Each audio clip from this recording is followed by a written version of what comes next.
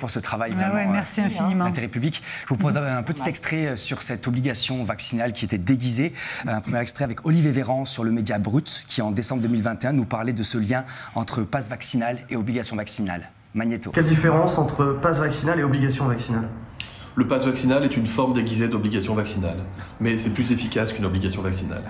Empêcher les gens d'aller dans des bars, des restaurants, dans des lieux qui reçoivent du public s'ils ne sont pas vaccinés, c'est plus efficace que leur mettre une amende de 100 € quand on les attrape dans la rue.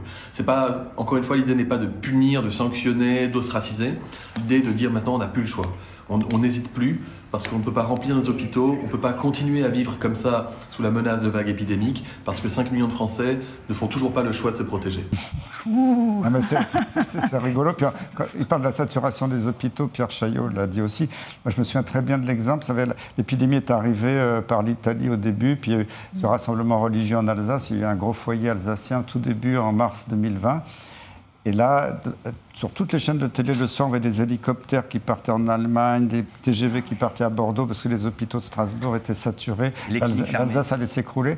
Et après, quand j'ai discuté avec des médecins alsaciens dans les hôpitaux publics privés, il y avait des hôpitaux entiers privés qui avaient arrêté toutes leurs activités, qui avaient d'excellents médecins réanimateurs qui venaient d'ailleurs du CHU avant, des gens très compétents, qui avaient des matériels très modernes. Les salles étaient vides et attendaient les patients Covid.